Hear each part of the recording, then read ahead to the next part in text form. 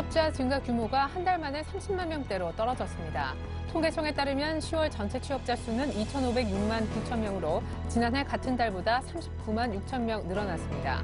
취업자 증가 폭은 8월 36만 4천 명에서 9월 68만 5천 명으로 급증하며 10년 6개월 만에 최대를 기록했지만 10월 들어 다시 30만 명대로 내려섰습니다. 김중수 한국은행 총재가 내년 상반기까지 완만한 성장세에 머물겠으나 내년 하반기부터는 대외 불확실성이 완화돼 한국의 성장률이 호전될 수 있다고 전망했습니다. 특히 올해 3분기 성장률이 전 분기 대비 0.2%에 그쳤지만 민간 소비가 점차 늘어 재고가 감소하고 있으므로 향후 경기 흐름이 개선 추세를 이어갈 가능성이 크다고 전망했습니다. 미국의 10월 재정 적자 규모가 예상보다 큰 것으로 조사됐습니다. 미국 재무부는 10월 재정 적자가 1,200억 달러로 지난해보다 22% 늘었다고 얘기했습니다. 이는 전문가들의 예상치인 1,140억 달러를 웃도는 수준입니다. 재정 적자 폭이 확대된 것은 세수는 줄고 지출은 늘었기 때문입니다. 교육과학기술부와 항공우주연구원에 따르면 우리나라의 첫 우주발사체인 나로호의 3차 발사에 필요한 대체 부품이 17일쯤 도착할 것으로 보입니다. 부품이 도착하면 이를 장착한 뒤 성능 테스트에 들어갈 예정입니다. 그러나 이달 9일에서 24일로 정한 발사 예정 기간은 연장될 가능성이 현재 높습니다. 안녕하십니까. 오늘장 내일장의 최리나입니다. 그토록 기다렸던 스페인이 구제금융을 곧 신청할 것 같다라는 소문에 유럽 증시는 닷새 만에 반등했습니다만 뉴욕 증시는 막판에 빠지고 말았습니다. 왜냐 하고 이유를 들여다보니까요. 가뜩이나 재정절벽 이슈에 두려움에 떨고 있는 뉴욕 증시가 10월달 재정 적자가 많이 불어났다는 뉴스를 접했기 때문입니다. 우리도 출발은 괜찮았는데 뉴욕 따라 빠지고 마네요. IT 정도만 선전하고 있을 뿐 외국인이 파는 날수만큼 코스피는 무려 닷새 연속 조정을 받고 있습니다. 코스닥도 마찬가지인데요. 어제에 이어서 코스닥의 낙폭이 평림보다 훨씬 더 큰 날이 이어지고 있습니다. 코스피 쪽 흐름부터 체크해드리죠. 네, 현재 외국인은 많이는 아닙니다만 600억 정도의 순매도를 보이고 있습니다. 코스피는 오늘도 장중한 때 1880선까지 저점을 찍었다가 지지를 받고 현재 그나마 낙폭을 좀 줄여서 1% 정도만 어제 종가 대비 빠지고 있습니다. 현재 국가 지자체 중심의 기관의 매수 물량이 제법 되고요. 연기금은 그러나 오늘 타지 않네요. 기관의 매수는 참고로 IT에 집중되고 있습니다. 자, 코스닥 쪽으로 가볼까요? 닷새 연속 조정받는 코스피 못지않게 코스닥의 낙폭이 어제 오늘 꽤 빠르게 진행이 되고 있습니다. 전일에는 520선을 내주더니 오늘은 장중에 510선을 많이 내줬는데요. 지금은 딱 510선에 걸려 있습니다. 기관도 외면하고 외국인도 함께 팝니다. 코스닥의 낙폭 어디까지 나올까요? 자, 이번엔 원달러 환율의 흐름 한번 보러 갈까요?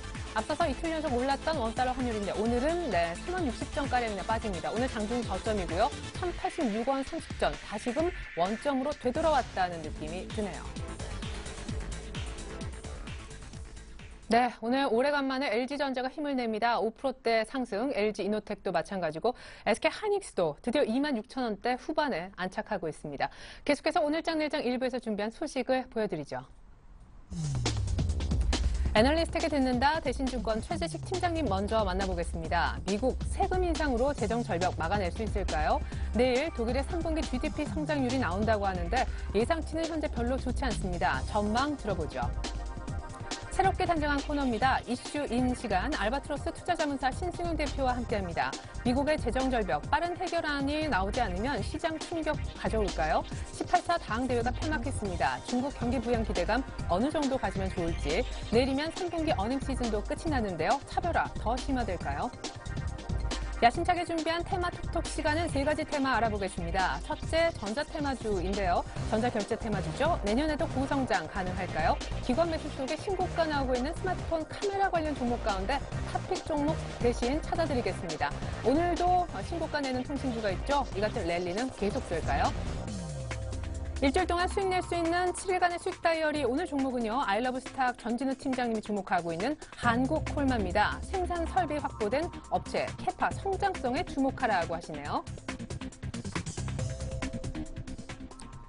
네, 먼저 여의도로 나가보죠. 대신증권의 최재식 팀장님부터 만나보겠습니다. 안녕하세요. 네, 안녕하십니까. 네, 그래도 뭐 찾아보면 좋은 뉴스도 있는데 뉴욕 따라 같이 빠지고 외국인도 역시 사지 않네요. 예, 전체적으로 뭐 관망세 그게 있습니다. 외국인들은 많은 매도는 아니지만 이번에 매도 전환한 이후에 연속적으로 매도는 보여주고 있고요. 네. 화학업종 경기에 따라 약세 보여주고 있고, 또 건설업은 재건축 관련 이슈 때문에 좀 강보가 상승 중에 있습니다. 네. 의외로 최근에 조금 부진했던 건설 쪽이 괜찮고 오늘 화학주, LG전자의 분위기만 봐도 좋지 않은 것을 알 수가 있네요. 무엇보다 재정 절벽 이슈와 관련된 미국의 오바마 대통령이 주장하고 있는 부자 증세 얘기를 좀 여쭤보고 싶은데 오바마 대통령이 부자들 세금 1조 6천억 달러 더 내라라고 얘기를 했더라고요. 아니 가뜩이나 미국 경제가 지금 어려워서 난린데 대통령이 재선에 당선돼서 왜 세금을 더 내라고 하는 건지요? 예, 일단 앞서도 이제 앵커분께서 얘기했지만 경제 체력이 상당히 안 좋음에도 불구하고 세금을 인상을 해야 된다는 게 현실적인 미국의 사정입니다. 세금 인상의 본질이 중요한데요. 이번 세금 인상의 본질은 미국의 막대한 재정 적자와 국가 부채, 당면한 재정 절벽 때문에 그렇습니다. 미국이 장기적으로 재정 적자를 줄이려면 정부의 재정 지출을 줄이든지 재정 지출 이상의 세금 수입이 필요합니다. 근데 세금 인상은 결국 재정 절벽 이슈로 인해서 파생되는 결과일 뿐이지 메인 뉴스는 아니고요. 왜냐하면 미국 정부가 재정 지출을 이번에 이제 연말로 모두 법대로 종료시켜버리면 재정 절벽은 발생할 수밖에 없습니다. 그래서 예정된 각종 경기 부양책을 예정대로 종료를 시키지 못합니다. 그래서 결국 재정 적자를 당초보다 줄이지 못하게 되는 것인데, 그래서 어느 정도의 경기 부양책은 유지하고 또 그 결과로 발생하는 미진한 재정 적자의 감축은 세금 인상, 특히 부자 증세 등으로 충당할 수밖에 없는 진퇴양난에 있습니다. 그렇군요. 경기 부양도 가져가야 되니까 또 누군가가 이제 보충을 해줘야 되는데 그 부분을 이제 부자 증세를 통해서 해결을 하려는 모양인 것 같습니다. 자, 그리고 내일은 독일의 3분기 GDP 성장률 발표가 예정이 되어 있습니다. 지금 유로존의 경기 견인차 역할하는 독일의 경기가 흔들리고 있어서 걱정이 굉장히 큰데요. 최근에 수출 생산 지표가 모두 부진하더라고요. 이번에 컨센서스가 어느 정도가 됩니까? 예, 일단 내일 나오는 독일 3분기 성장률 지표는 마이너스 폭폭이지만 마이너스 성장이 가능하다 생각이 드는데요. 일단 8월과 9월에 연속적으로 산업 생산이 마이너스 성장을 이미 했습니다. 그래서 3분기 GDP 성장률이 마이너스 가능성은 높고요. 물론 문제는 4분기도 마이너스 성장일 가능성이 크다 봐지는데요. 왜냐하면 이제 10월달 나왔던 유로존 복합 PMI 지수, 여기는 제조업과 서비스업을 모두 아우르는 PMI 지수인데 현재 9월 갑과 예상치를 모두 하회한 49.7을 이미 기록을 했습니다. 이러한 독일의 성장률 지표 둔화 외 프랑스 경제 자체도 3분기 마이너스 성장이 됐고 프랑스 중앙은행은 4분기도 마이너스 0.1%로 예고를 한 바 있습니다. 그래서 독일과 프랑스가 경제가 2분기 연속 마이너스 성장이 들어가는 단계고 기술적으로는 경기 침체라 볼 수는 있습니다. 물론 이제 유로존의 은행 위기는 상당히 이제 줄어들었지만 유로존의 경제 위기 자체는 주변국에서 중심국으로 확대되는 부분은 더 강화되고 있다고 해석할 수 있습니다. 네, 참 아이러니하네요. 은행권을 쓰러지는 걸 살려놨더니 이제 나라 전체적으로 좀 튼튼했던 나라까지 감염이 되고 있는 것 같다. 이런 분석을 해주셨습니다. 네, 자 그러면은 내일도 독일의 지표가 안 좋아 이런 뉴스가 많이 있을 텐데 마감 전략 어떻게 짜면 좋겠습니까? 코스피는 1880에서 확실히 지지력을 보여주는데요. 코스닥도 조금 걱정이 됩니다. 예, 일단 우리나라 시장도 그렇고 우리나라 시장은 이제 우리나라 단독적으로 움직이기는 어려울 것 같아요. 외생 이슈에서 좀 좋은 호재가 나오고 예상보다 재정 절벽 협상이 좀 개선의 기미지가 보여진다라든지 그런 게 나올 때 좀 주가가 낼 것인데 그렇지 않으면 제한적 수준에서 정체된 흐름에서의 이제 움직임이 아닐까 싶습니다. 그리고 오늘같이 LG전자, 하이닉스 이런 이제 대형 IT주들이 움직이는 것들은 또 최근에 중소형 IT보다 약했었는데 그런 거에 또 반작용에 일부 이슈가 좋은 재료가 나왔었고요. 그래서 어느 업종 테마가 되든 그리고 어느 산업이 되든 그리고 어느 지수가 되든 아직까지는 뭐 전체적인 관점에서보다는 개별적인 산업에 대한 이슈에 따라서 움직이는 게 아닌가 싶고 시장 지수도 그렇지 않을까 싶고요. 그래서 현재 당면하고 있는 뭐 재정 절벽 방지 협상 노력이라든지 뭐 경기 이슈라든지 이런 거를 한다면 뭐 특별한 모멘텀은 없다 생각이 들어요. 그래서 기술적인 상승 정도 의미 정도로 볼 수 있을 것 같고 그 이상의 추세는 어렵다 생각됩니다. 그래서 뭐 지수보다는 결국은 기업이다 해서 철저히 그 실적이 수반이 되는 종목들 그리고 실적이 턴어라운드 대가 더 확실히 되고 있는 종목들 뭐 최근에 하이닉스가 주목이 되고 받고 있는데 그러한 종목으로 이제 압축 대응이 필요하지 않을까 싶습니다. 네, 좋습니다. 뭐 재정 절벽 등의 여러 가지 대외 안 좋은 불확실성 재료들 때문에 일단 기술적 반등 이상의 상승 추세는 아직 어렵다고 하시면서 시장보다 종목을 보라, 개별 종목에 신경 써야 되는 장이다라고 얘기를 해주셨습니다. 대신증권 컨설팅 랩에 계시는 최재식 팀장님의 전략이었습니다. 말씀 잘 들었습니다. 네, 감사합니다.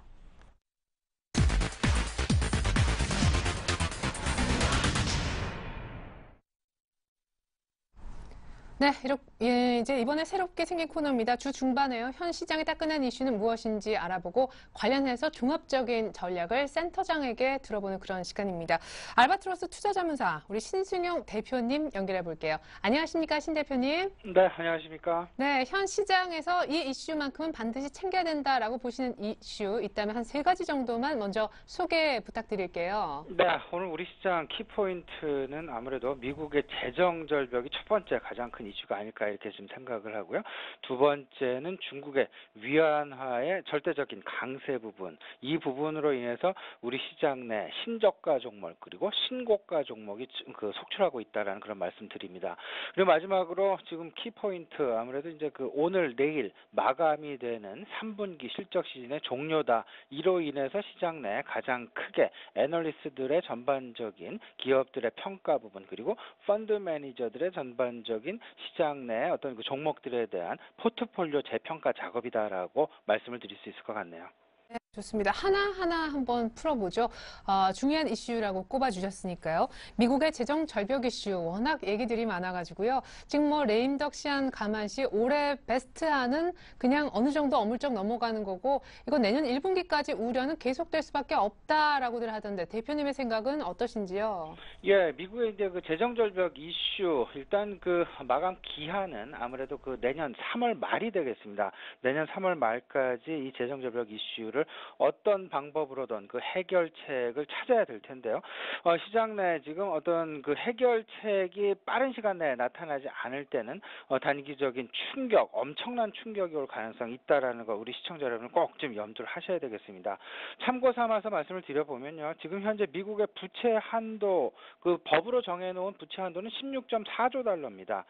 근데 지금 현재 미국의 재정 부채 부분 16.26조 달러. 다시 말씀을 드리면 지금은 한도가 남아있는 부분이 대략적으로 한 1,400억 달러 정도 됩니다. 하지만 미국의 현재 월간 재정 적자 부분 지난달에도 한 850억 달러 재정 적자를 만든 걸 좀 생각을 해본다면 앞으로 한두 달 이내에 재정 부채 한도를 이미 초과할 가능성이 있다라는 것 꼭 좀 염두하셔고요. 이런 부분들 시장 내에 충격으로 다가올 수 있다라는 거 염두를 하셔야 되겠습니다.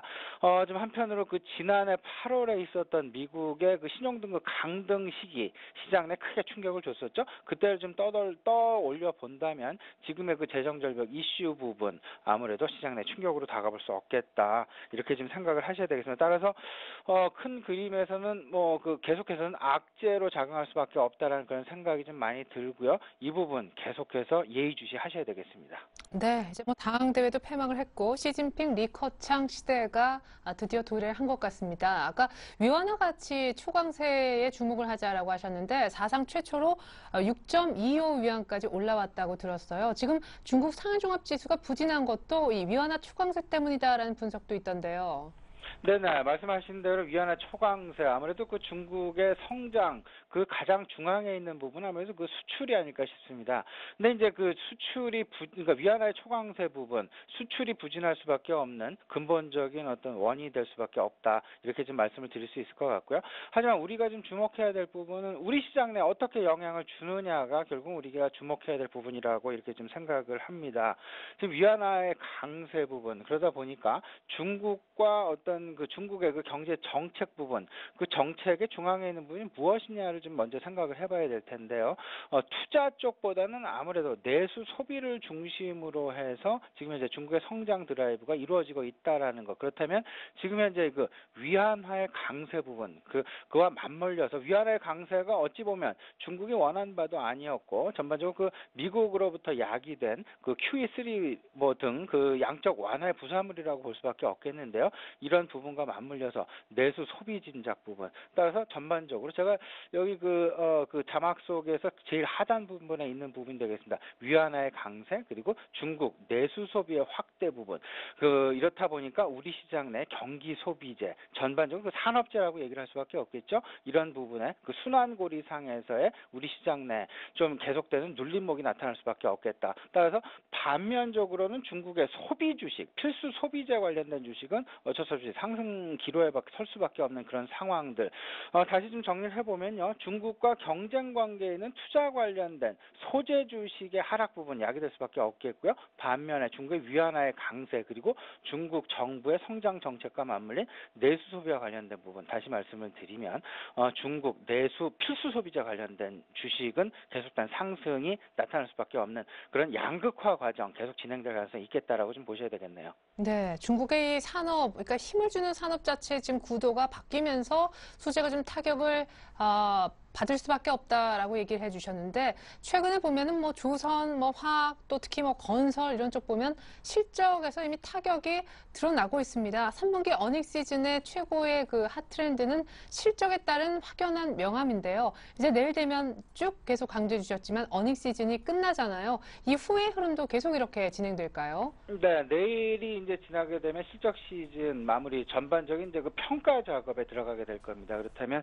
지금 시장 내 눌리고 있는 다시 말씀을 드리면 우리 최혜린 앵커께서 말씀을 하셨던 조선주, 그리고 철강주, 화학주, 그리고 이제 저 건설주까지 전반적으로 이제 실적의 둔화 부분 시장 내 진정하게 이제 드러날 수밖에 없는 그런 상황입니다.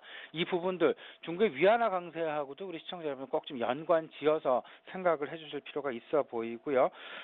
특히나 지금 현재 그 원화의 강세 부분 이 부분과도 좀 연관을 해보셔야 되겠습니다. 원화의 강세 계속해서 나타나다 보니까 기업의 채산성 악화될 수밖에 없는 그런 상황이고요. 이런 부분들 4분기 실적 시즌 4분기의 실적 전망에 대해서도 역시 이제는 우리 시청자 여러분들께서 눈여겨보실 그런 시간이 되었다라고 말씀드립니다. 이로 인해서 결국은 펀더멘탈이 중요시밖에 될 수 없는 그런 시장의 환경 그런 부분이 지금 만들어지고 있다라고 보셔야 될 것 같고요. 뭐 낙폭 과대 접근 저는 절대적으로 말리고 싶습니다. 무조건적인 낙폭 과대보다는 실적을 조금 챙기시더라도 조금 좀 천천히 어떤 그 실적을 확인하고 그 다음에 실질적인 매수 자세에 나서는 것이 오히려 지금 현재 상황에서는 바람직한 투자 자세다라고 말씀드리겠습니다. 네, 좋습니다. 낙폭과대주 절대 접근하지 말고 실적 중심, 펀더멘털이 되는 쪽으로 매매를 하자라고 해주셨네요. 뭐 얘기하신 거 종합해보면 중국의 내수 소비 확대책, 그리고 쭉 강조해 주셨던 미국의 연말 소비 증가 기대감의 교집합인 IT가 실적을 기반으로 해서인지 기관이 이렇게 엄청나게 쓸어담아서인지 몰라도 오늘 유독 시장이 부진한데도 두드러진 강세의 흐름을 보여주고 있습니다. 포트폴리오 차원에서 어떤 업종에 주목하고 계신지 마감 전략과 함께 부탁을 좀 드릴게요. 네, 일단 뭐 우리 시장 내 일단 긍정적인 면 그리고 부정적인 면 좀 우리 시청자 여러분께 먼저 좀 정리를 해드리고 넘어가고자 합니다. 긍정적인 면 아무래도 풍부해진 유동성 꼭 놓쳐서는 안 되겠습니다. 그리고 미국 경기 특히나 연말 소비 시즌에 대한 기대가 분명히 있다라는 것 확인을 좀 해보시고요. 이로 인한 오늘 시장 내에서 나타나고 있죠. 장 후반 미국 시장 후반에 시스코의 실적 서프라이즈 부분 우리 시장 내 반도체 주식의 지금 상승 부분 계속해서 이끌고 있는 것이 사실입니다. 이런 그 긍정적인 차원, 결국 IT 쪽으로 그리고 이제 그 모바일 쪽으로 몰릴 수밖에 없다라는 그런 생각 좀 해보시고요. 다만 이제 그 부정적인 부분, 서두에서 계속 말씀드린 부분이 있었습니다. 뭐 세 가지 정리를 해드리겠는데, 일단 미국의 재정절벽 이슈라는 것, 그리고 유로존부터 시작된 글로벌 경기 둔화 부분, 그리고 지금 환율에서 나타나는 우리 기업들의 채산성 악화 부분 꼭 좀 생각을 해보셔야 되겠습니다. 이 긍정적인 면 그리고 부정적인 면 어떤 쪽으로 투자 심리가 조금은 더 치우칠까 좀 생각을 해보시고요.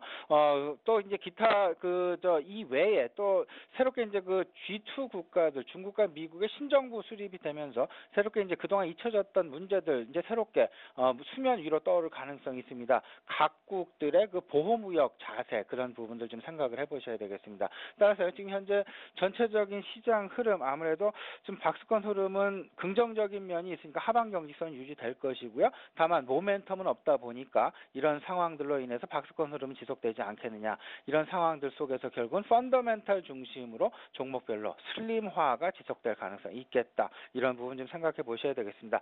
다만 이제 그 대형주들이 힘든 시장이다 보니까 중소형주들 역시 지금 변동성이 커지는 양상 많이 나타나고 있습니다. 이 변동성, 무조건적인 낙폭 과대 그리고 기대감만에 의한 그런 접근보다는 확실하게 실적을 좀 따지시고 들어가는 게 좋겠다라고 정리를 해드리겠습니다.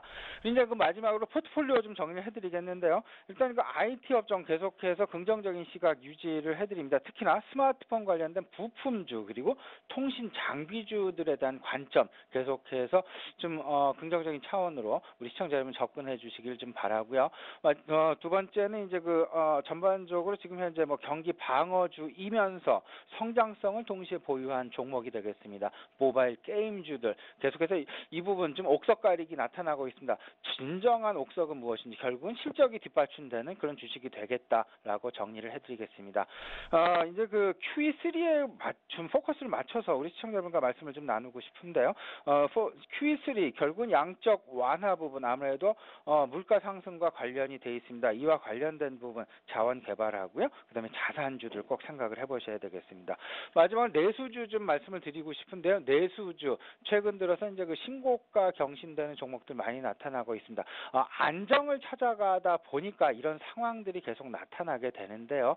어떤 그 경기의 둔화와는 조금 좀 방어적인 차원에서 움직이는 내수주, 특히나 내수주 중에서도요 중국 소비와 관련된 내수주가 좀 좋겠다라는 그런 말씀 다시 한번 강조드립니다. 네, 좋습니다. 모바일 게임주 가운데 옥석 가리기는 실적 중심으로 진행될 것임을 분명히 해주셨고, 내수주 하면 많이 있지만 중국 소비와 관련된 컨셉에 맞춘 내수주 골라보시면 도움될 것 같습니다. 지금까지 이슈인 시간 알바트로스 투자자문사 신승현 대표님과 말씀 나눠봤습니다. 감사합니다. 네, 감사합니다.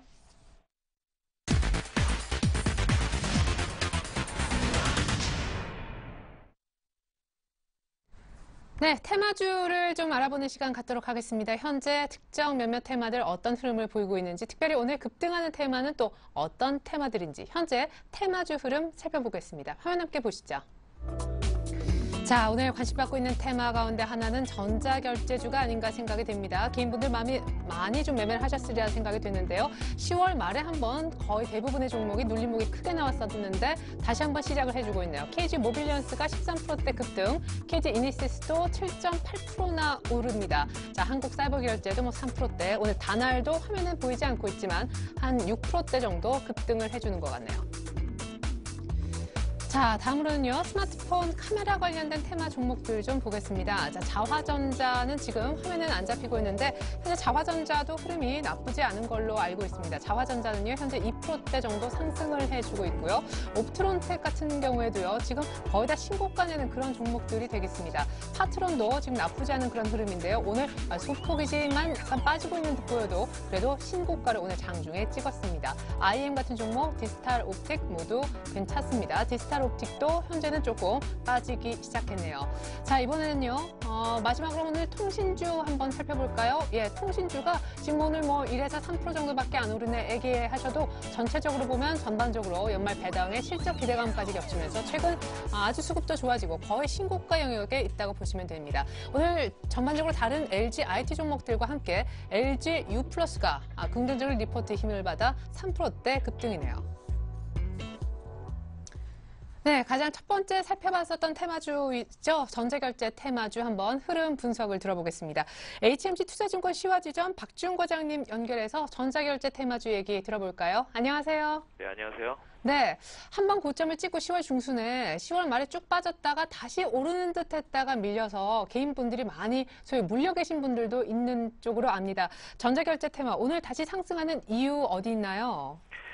예, 일단 뭐 이런 현상들은 이렇게 좀 이해하시면 될 것 같아요. 일단 불안기고 하락기고 시장은 상당히 변동성이 노출된 시장에서 이제 이런 흐름들은 아무래도 소수 섹터, 소수 종목에 돈이 몰릴 수밖에 없는 건데 일단은 2012년은 그렇다 치더라도 2013년 전망이 밝은 산업군을 봤을 때는 아무래도 이 전자결제주의 어떤 산업 패러다임이 어떤 바뀌는 현상에 대해서 역시 시장에서는 인정을 하고 있는 부분이고 낙점을 좀 주고 있는 상태이기 때문에 일단 뭐 여전히 추세가 꺾이지 않고 있다라는 점을 오늘 여실히 나타내주고 있는 모습이고요.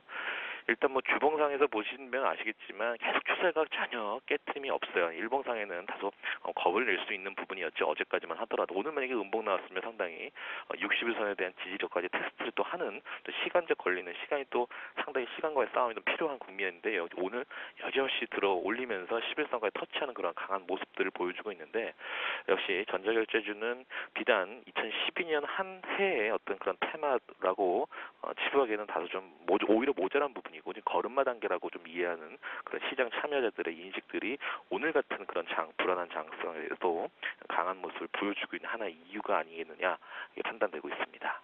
예, 그렇군요. 지금 이렇게 많이 올랐지만 이 테마가 그냥 꺼질 테마가 아니다. 올 한 해를 장식할 그리고 이제 막 시작에 불과한 테마가 아니겠느냐. 전자결제 관련주. 향후 전망은 어떻게 하시는지 또 매매해볼 만한 종목을 하나 정도만 가격대와 함께 좀 꼽아주시면 가장 좋을 것 같아요. 예, 그렇게 말씀드렸습니다. 뭐 전자결제 테마에 대한 향후 전망. 뭐 오늘 같은 경우도 뭐 레포트를 한번 읽어보시면 아시겠지만 최근에 네. 증권사에 대한 레포트 상당히 괜찮고 뉴스플러도 지속적으로 나오고 있고 전반적으로 이제 3분기, 4분기 점점 내년까지 실적이 우상향하는 패턴이 나올 것으로 보여지기 때문에 일단 실적의 측면에서는 사상 최대 실적을 아마 갱신할 수 있지 않겠느냐 판단이 되고 있고요. 일단 온라인 쇼핑 시장이 상당히 커지고 있다는 점을 좀 인식을 하셔야 됩니다. 그래서 온라인 시장의 규모뿐만 아니라 일단 모바일 쇼핑 시장이겠죠. 이런 부분까지도 합치게 되면 아무래도 새로운 쇼핑 형태가 좀 등장하죠. 뭐 소셜 커머스라든지 뭐 F 커머스 상당히 다양한 그 쇼핑 형태가 나왔을 때는 반드시 전자 결제와 관련된 게 항상 동반해서 따라올 수밖에 없기 때문에 좀 주목할 필요가 있고요. 지금 2011년, 2012년 지금 소액 결제 시장 규모에도요. 지금 거의 3조 육박합니다. 상당히 이제 큰 시장이기 때문에 점점 추가적으로 20-30% 이상씩 매년 성장할 거로 좀 예상이 되기 때문에 상향 조정의 어떤 주기가 1-2년쯤 감안하면은 점점 이 성장하는 그런 패턴은 좀 우리가 좀 인식을 할 수밖에 없다라고 볼 수 있고요. 이제는 전자결제 패러다임 자체가 이제 온라인 결제 업체로 다 이제 이동하고 있는 분위기이기 때문에 아무래도 스마트폰 보급이라든지 새로운 결제 수단에 대한 한 방식으로 이제 인정할 필요가 있는 거고 뭐 전자 지갑 얘기 많이 나오죠. 뭐 NFC 다 아실 거고 뭐 바코드 결제 수단 이런 거 다 온라인이 다 결제 솔루션으로 이제 통합되는 그런 개념이기 때문에 여러 가지 이제 산업의 어떤 그 소위 말해서 연합이 가능하겠죠. 뭐 플랫폼 사업자라든지 뭐 단말기 제조의 연합 이런 것들 봤을 때는 상당히 온라인 기술력 보유한 업체들에 대해서 우리가 관심을 가져야 된다라는 겁니다. 그래서 오늘 일단 먼저 말씀드려야 될 종목은 이니시스입니다. KG 이니시스인데 뭐 이니시스 다 아시겠지만 지금 뭐 아무래도 국내 시장 점유율 1위죠. 그래서 대형 가맹점을 상당히 많이 보유하고 있는 상태고 뭐 다 아시겠지만 배달 음식 서비스 하나 하더라도 온라인 결제로 이제 오프라인 결제 영역 진출을 좀 추진하고 있는 상태고 뭐 결제 수단에 뭐 전자지갑 아까 말씀드렸던 NFC 다 모두 적극적으로 대응하고 있는 모습입니다. 오늘 같은 경우도요. 현재 12,850원에 지금 거래가 되고 있는 상태입니다. 그래서 이 종목에 대해서 일단은 뭐 매수 가격은 12,000원 초반대에 좀 접근하는 것이 맞지 않겠느냐. 오늘 뭐 고점까지 13,150원까지 갔지만 오늘 또 저가가 12,000원이었습니다. 그래서 시가가 12,300원이고요. 뭐 오늘 장중에 시가까지 내려올 가능성이 일단 뭐 지금 뭐 시장이 다소 좀 변동성이 커지고 있는 상태인데 일단 뭐 12,000원 한 300원에서 한 500원 라인대까지 한번 기다려보는 전략도 필요할 거로 보여지고 단기 어떤 목표는 전고점 라인대까지 일단 보겠습니다. 15,000원 라인대 모습까지 일단 1차적으로 보고요. 워낙에 이건 중장기의 어떤 큰 흐름의 어떤 테마 형성이기 때문에 1차 목표가 단계적으로 목표를 상향할 수 있는 그런 시나리오가 나올 수 있는 부분이고요. 손절 라인은 일단은 60일선까지 일단 지켜보자라는 그런 차원으로 말씀드려보겠습니다. 그래서 마지막으로 말씀드리면 전자결제라고 하는 것은 2013년에도 관심이 계속 지속될 걸로 보여지기 때문에 전반적인 전방 시장이 확대되는 그런 개념, 실적이 성장할 수밖에 없는 산업이 그렇게 만들어주는 바로 이인시스 쪽으로 그리고 물론 이 종목 외에도 다나라든지 사이버 결제라든지 KG 모빌리언스 다 살펴봐야 되는 종목이지만 아무래도 실적이 그래서 받쳐두고 있는 가장 안정감 있는 종목으로서 이인시스를 좀 오늘 말씀드리도록 하겠습니다. 네, 내년에도 관심의 중심에 서 있을 거다. 전자결제 관련 테마 가운데 오늘 KG 이니시스 12,000원대 초반에 한번 매수해보자라는 전망까지 함께 들어봤습니다. 종목까지 하나 얘기해 주셔서 감사합니다. 네, 감사합니다. 네, 자 이제 두 번째 테마로 한번 넘어가 보겠습니다. 아까 저희가 스마트폰 테마 잠깐 좀 들여다봤었는데요. 내부적으로 조금 혼조 양상인 듯하지만 전체적으로 신고가 내는 종목들도 굉장히 많았었고 오늘 디스탁 옵틱 정도만 2시 근처에서 조금 빠지는 그런 모습입니다. 저희가 이 부분은요, LNS 파트너스의 하창봉 팀장님 연결해서 한번 얘기를 더 깊숙이 듣도록 하겠습니다. 자, 팀장님 안녕하세요. 네, 안녕하십니까. 네, 어디 굴 속에서 전화 받으십니까? 아닙니다. 막 울려요. 아, 그렇습니까? 네. 예, 올려도 괜찮습니다. 스마트폰, 카메라 오늘 종목들 흐름이 전체적으로는 괜찮은데 디지털 옵틱 정도는 좀 빠집니다. 최근에 신고가도 이쪽에서 많이 나는데 왜 이렇게 최근 주가 흐름이 좋다고 보시는지 분석부터 부탁드릴게요. 네, 최근에 보면 역시나 기관들이 코스닥 ITG에 많은 집중을 하면서 실제로 스마트폰 관련 핸드폰 모듈 업체들이 상당히 좋은 흐름을 보여줬습니다. 대표적으로 보면 옵토론틱이라든지 파트론, 자화전자, IM 같은 종목들이 좋은 흐름을 보여줬고요. 오늘 조금 쉬고 있습니다만 디지털 옵틱 같은 경우도 최근 좋은 흐름인데 아무래도 전체적인 트렌드를 보면은 역시나 스마트폰 카메라의 화소수가 계속적으로 증가하는 것이 기업들의 실적과 맞물리면서 이 관련 기업들의 어떤 실적 같은 경우도 사상 최대치가 나왔지 않나 보겠습니다. 기존에 보면은 휴대폰 카메라가 보통 800만 화소를 쓰고 있죠. 지난해 한 21% 정도가 800만 화소를 쓰고 있었는데 올해 보니까 한 22%까지 카메라 좀 증가했다 말씀드리겠고요. 전체적인 수준으로 봤을 때는 일단은 2015년 정도가 되면 800만 화소의 비중 자체가 한 30%까지 급증한다 그럽니다. 그렇기 때문에 그런 측면에서 봤을 때 대표적으로 이제 카메라 화소 고사양화에 따른 어떤 그런 모멘텀은 증가할 것이다 보는 것이고, 사실 카메라가 이제 전면에 보면 우리 영상 통화할 때 쓰는 카메라도 있죠. 전방 카메라 같은 경우도 현재는 한 200만 화소 정도를 쓰고 있는데 향후에는 300만 화소까지 올라간다는 이야기가 있기 때문에 전체적으로 관련 개별들의 어떤 수준 모멘텀이 계속 증가하고 있다, 그렇게 볼 수 있겠습니다. 예, 그렇군요. 화소수 자체가 진화하다 보니까 실적도 좋아질 수밖에 없어서 이쪽이 간다 이렇게 얘기하셨는데 최근에 수급도 좋다고 들었습니다. 향후 전반적으로 이쪽 섹터, 이쪽 테마에 대한 전망은 어떻게 하시는지, 역시 매매해볼 만한 현재 매수가 가능하겠다 싶은 종목 한 종목 좀 부탁드릴게요. 네, 아무래도 이제 스마트폰 IT 같은 경우는 사실 하드웨어 측면하고 소프트웨어 측면을 말씀드리는데요. 하드웨어 측면이야 안에 들어가는 CPU라든지 여러 가지 있을 것 같은데 그래도 그 중에서 가장 또 중요한 것 중 하나가 카메라 모듈 부분입니다. 실제적으로 SNS가 계속 활성화되다 보니까 기존에 이제 우리 디카에서는 그냥 사진을 찍어서 페이스북에 올려놓는 그런 기능보다도 바로 스마트폰 자체에서 바로 인동하는 기능이 나오다 보니까 그 자연 현상에 대해서 더 밝고 더 선명하게 그런 사람들의 욕구는 계속적으로 카메라 모듈, 카메라 화소에 대한 욕구를 좀 자극한다 볼 수 있는 것이고요.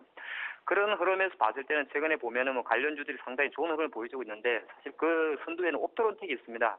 옵토론틱은 지금 한 1,300만 화소의 어떤 카메라 분석용 필터를 이미 LG전자에 공급하고 있고요. 실제적으로 삼성전자 갤럭시 시리즈에 대해서 전체적인 납품을 이어간다 말씀드리겠고, 또 관련주 보면 IM 같은 종목들도 있는데 이 종목 같은 경우는 카메라 모듈에서 우리가 AF라 그럽니다. 오토포커스 액추에이터라 그러는데 실제로 줌 기능이 있는 그런 기능을 만든 회사죠.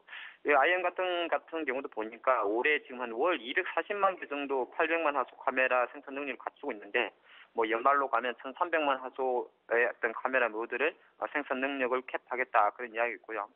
대표적으로 원래 기본적으로 카메라 스마트폰 관련된 대장은 파트론이었습니다. 파트론 같은 경우는 이제 모듈이라 그러는데 모듈은 이제 하나의 어떤 프레임 패드를 만든 회사죠.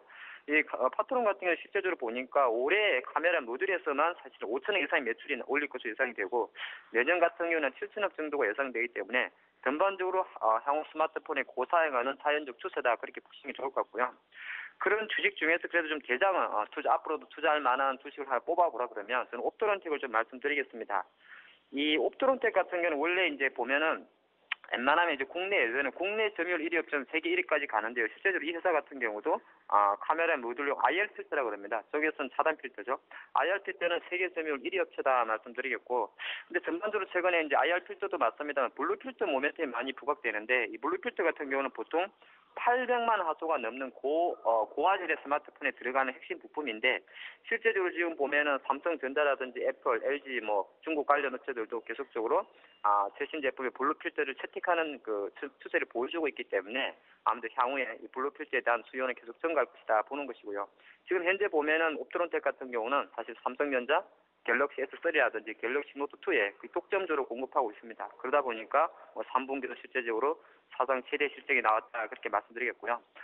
투자 관점에서는 지금 11,000원대 정도 갔다가 어느 정도 약간 쉬고 있습니다만은 최근에 약간 단기적으로 오른 것도 있습니다. 그래서 약간 중기 관점에서는 한 1,500원이 좀 지지된다면 현재 보유하신 분에 대해서는 계속적인 보유 관점, 신규 매수 가담하실 분에 대해서는 매수 관점이 좀 적당하지 않나 말씀드리겠습니다. 네, 좋습니다. 오늘 스마트폰 카메라 관련 테마 가운데 옵트론텍이 탑픽이 아닐까 꼽아주셨습니다. 하 팀장님. 네, 전화 끊지 마시고요. 지금 급하게 하나만 더 여쭤보려고요. 네. 네, 왜 그렇게 안 좋아하세요? 자, 오늘 엔터주 가운데 SM하고 YG엔터가 하한가 들어가는 분위기거든요. 실적 발표 이후에 SM이 지금 분봉상 막 금방 전에 이제 하한가를 쳤고 YG엔터도 막 따라서 마이너스 14%까지 지금 들어가려고 합니다. 큰일 났네요, 코스닥이 정말. 예. 실제로 지금 보면은 사실은 SM 같은 경우도 어제까지만 나온 최근 주식의 최근 주에 어떤 시장에 나왔던 이야기를 보면은 역시나 문화 수지, 사실 싸이역풍 이후에 K-팝이 과거에 그냥 알리는 수준이었다면 실제적으로 이제 이익 모멘텀이 증가한다는 이야기가 나오면서 그나마 좀 좋은 흐름 보여줬고, 사실 기관들 수급 자꾸 나왔습니다만 오늘 어떤 코스닥의 급락, 엔터주의 급락은 사실 개별적 이슈보다는 어제부터 진행된 코스닥 전체 시장에 대한 약간 투매 양상이 약간 주가 급락을 좀 부추기지 않나 보겠습니다. 최근에 대형주는 사실 최근 나온 대로 골드만삭스가 한국 주식을 떠난다 그런 이야기도 나오면서 약간 투자 심리를 악화시켰다면 또 중소형 개별주에서는 상당히 좀 가벼운 수급 구조로 나오기 때문에 회사 모멘텀보다는 사실은 약간은 수급 논리 때문에 오히려 급락하지 않나 말씀드리겠는데요. 투자 관점에서는요 벌써 10% 이상 급락한 주가 바로 사기는 그렇습니다만은 엔터주는 사실 과거 고포주에서 이제는 약간 체질이 바뀐다고 생각하신다면 투매 동참하기보다는 한 박자 더 기다리라는 거는 왜 그러냐면 수급이 안 좋기 때문에 기다렸다가 다시 한번 공략해 보는 거 장기적 관점에서는 전 유효하다 그런 말씀 드리겠습니다. 네, 오늘 이렇게 많이 한가까지 칠 정도로 빠질 때 매도하는 것은 결코 하지 말라고 엔터주에 관해서 설명을 해주셨습니다. 말씀하신 대로 이제 코스닥의 타격이 크네요. 어제보다 더 많이 빠져서 1.7% 급락한 코스닥 현재 지수는 505선도 안 됩니다. 하창훈 팀장님 엔터주 관련 대응법까지 잘 들었습니다. 감사합니다. 네, 감사합니다. 네. 자, 그리고 저희가 아까 통신주도 잠깐 봤었잖아요. KT, SK텔레콤, 그리고 LG U+, 이렇게 봤었는데, 자, 모두 다 좀 랠리를 보여주고 있습니다. 오늘 특별히 LG U+의 상승폭이 더 큰 날인데요. 이 부분은 테스타기 이광호 팀장님 연결해서 들어보도록 하겠습니다. 안녕하세요. 네, 안녕하세요. 네, 전통적으로 통신주 하면 그냥 배당이나 좀 주는 정도라고 생각을 했었었는데요. 최근 들어 통신주는 확실히 좀 달라진 모습입니다. 최근 들어 이렇게 랠리를 보이는 원인, 이유 어디 있다고 보십니까? 아무래도 최근 들어서 이제 미국의 재정 절벽과 유럽 쪽인 스페인과 그리스 문제가 시장 심리를 불안하게 만들고 있는 상황이기 때문에 관망 장세가 당분간 이어지면서 관심 업종 중에 최선호 종목으로 이제 통신주를 집중한 것이 아닌가 보고 있습니다. 통신주는 이제 이렇게 지수가 좀 지지부진하거나 좀 내려갈수록 상승할 수밖에 없는 전통적인 경기 방어주다라고 할 수가 있겠는데, 지금 현재 여기 경기 방어 성격 외에도 이제 연말을 앞두고 배당주에 관심이 또 집중이 되면서 배당주 가운데 배당 수익의 상위 종목이 SK텔레콤과 KT가 있습니다. 배당률이 지금 5% 이상씩 배당될 것으로 예정이 되어 있기 때문에 시장의 관심을 받고 있지 않나 이렇게 보입니다. 이 종합해보면 이러한 이유들 때문에 지금 갈 곳을 잃은 자금들이 통신주 쪽으로 쏠리는 현상이 나타나고 있는 상황이다라고 할 수가 있겠습니다. 예. 자, 그러면 이 같은 이 통신주의 예전 같지 않은 그런 모습, 이쪽으로의 쏠림 현상이 언제까지 계속될까요? 전망과 역시 탑픽주 하나만. 제가 봤을 때 이제 거시 경제 환경이 빠르게 개선이 되지 않는다면은 예. 코스피 지수 1900선을 돌파하기가 좀 쉽지 않은 상황이기 때문에 통신주의 강세가 지속이 되면서 당분간 이제 방어주 역할을 계속적으로 할 수 있지 않을까 이렇게 보고 있습니다. 지난 6일에는 연중 고점을 찍은 이제 통신업종 지수가 지금 배당 메리트와 저평가 요인 그리고 경기 방어주의 매력으로 지금 추세적 상승을 당분간 이어갈 것으로 보고 있는데 여기에 또 더불어서 통신 3사의 내년 성장률의 전망도 긍정적으로 보고 있습니다. 지금 현재 그 LTE 비중 확대를 통해서 지금 통신 3사 모두가 지금 내년 가입자당 그 매출액이 그 상승률이 높아질 것으로 보이기 때문에 통신 서비스 업종의 시가총액은 현재 기준으로 10에서 15% 수준의 상승 여력이 있는 것으로 파악이 되는데 이러한 예상은 이제 이 배당 시즌이 끝나게 되면 다시 실적으로 시장의 관심이 넘어간다는 점에서 내년 초까지는 좋은 흐름 나타내지 않을까 이렇게 보고 있습니다. 네, 좋습니다. 그 가운데 탑픽은 어떤 종목이 될까요? 네, 제가 그 3사 중에서 그래도 KT를 먼저 좀 가장 관심 있게 보고 있는데 네. 지금 순이익의 50%에 해당하는 그 배당 매력과 함께 내년도의 매출 상승률이 높을 것으로 보고 있습니다. 그리고 수급적으로도 지금 기관과 외국인들의 매수세가 지금 다시 한번 강세를 띄워주고 있고 또 실적 부분에 있어서도 3분기에 이어서 4분기에도 예상치를 상회하는 실적을 내줄 것으로 보고 있습니다. 그래서 KT를 좀 말씀을 드릴 수가 있겠고 만약에 매수를 하신다면 현재가에 매수하시는 건 나쁘지 않을 것 같습니다. 그 목표가는 이제 짧게 4만 원까지만 일단 보시고 손절가는 37,500원 정도 보셔가지고 보유하신다면 이 종목에 대한 이제 단기적 수익이 가능하리라 이렇게 생각하고 있습니다. 네, 좋습니다. 마지막으로 봤던 테마, 통신 테마 가운데 KT를 목표가 4만 원까지 보고 현재 종가 정도에 들어가 보자라고 텐스탁의 이광호 팀장님이 또한 분석을 해주셨습니다. 감사합니다. 네, 고맙습니다.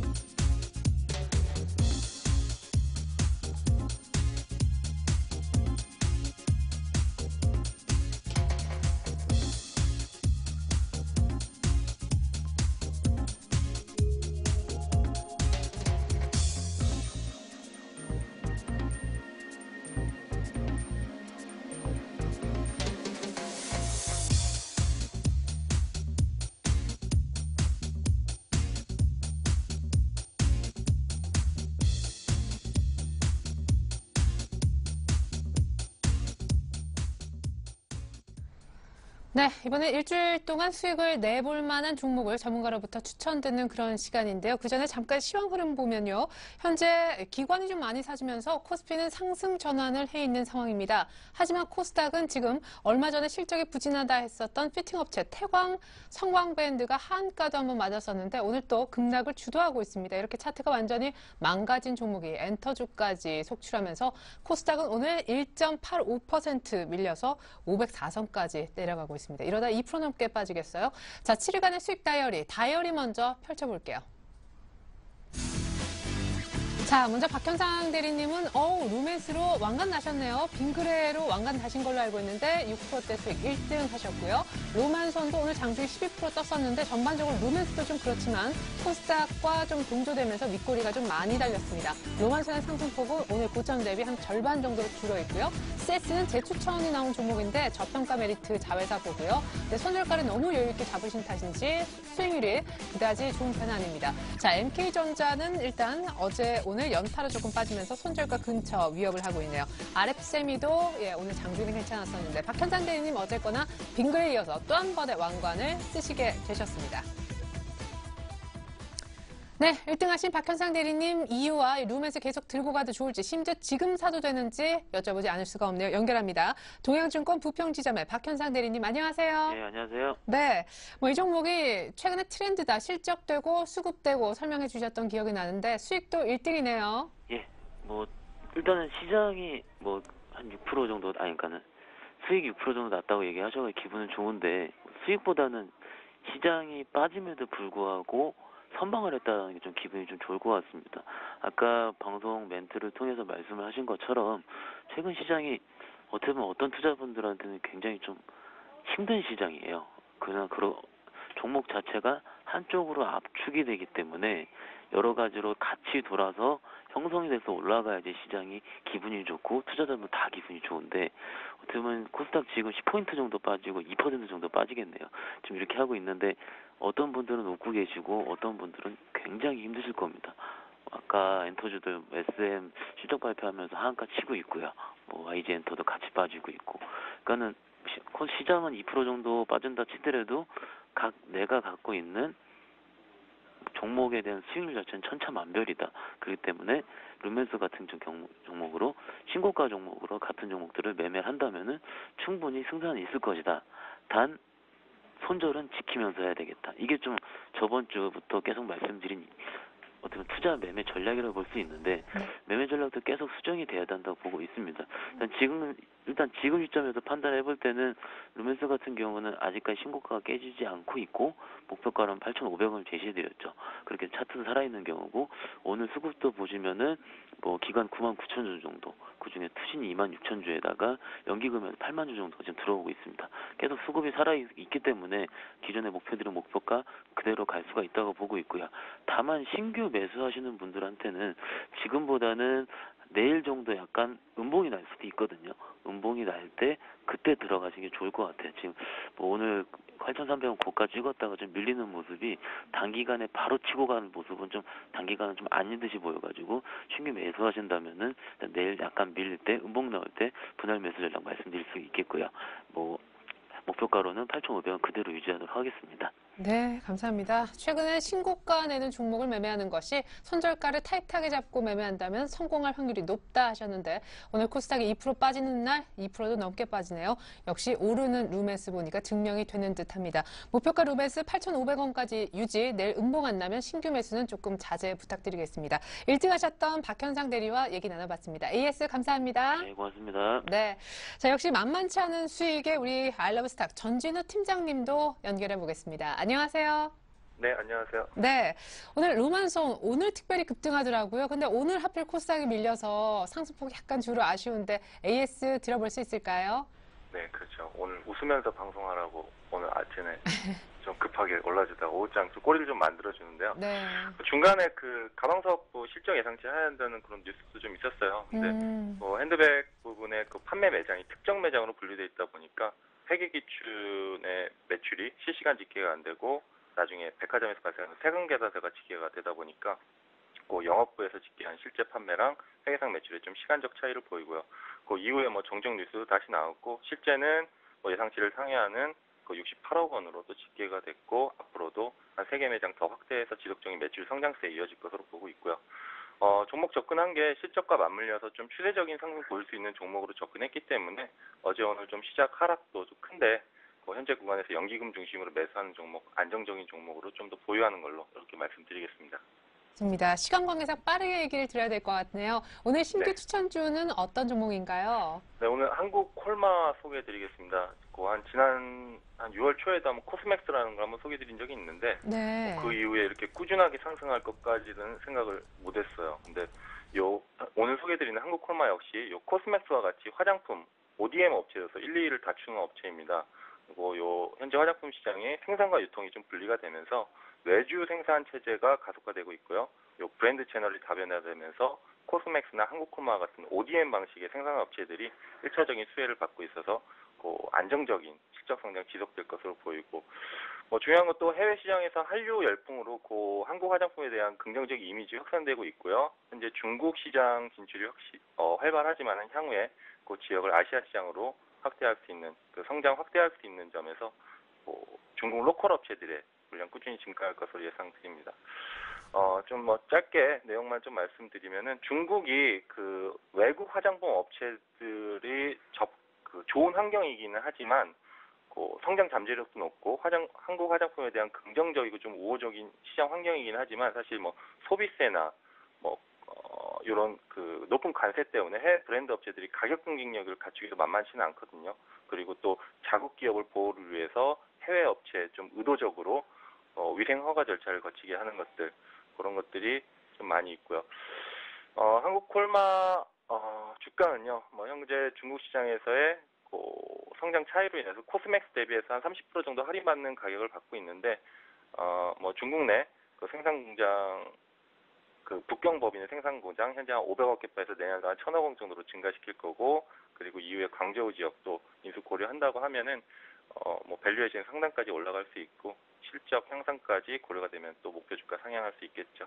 일봉 차트 좀 간단히 보시면서 말씀드리면은 10월 19일 분할 상장 이후에 27,000원 그리고 33,000원 뭐 이렇게 꾸준히 요 종목 역시 또 목표가 계속 상향하면서 뭐 움직이는 모습 보이고 있고요. 기술적인 움직임보다는 그 실적에 근거한 상승 추세로 보고 오늘 종가에 접근을 하고 한 일주일 안에 좀 상승할 폭은 아니지만 단기 목표가로 한 38,000원 정도 잡고요. 손절가는 3만 원으로 이렇게 소개해드리겠습니다. 네, 전수현 팀장님 오늘 한국콜마 추천해 주셨네요. 가격 설명까지 감사합니다. 네, 감사합니다. 네, 엔터주에 이어서 게임주도 급락합니다. NC소프트 6% 추가 하락이에요. 전 잠시 후 종가 들고 2부로 다시 올게요. 고맙습니다.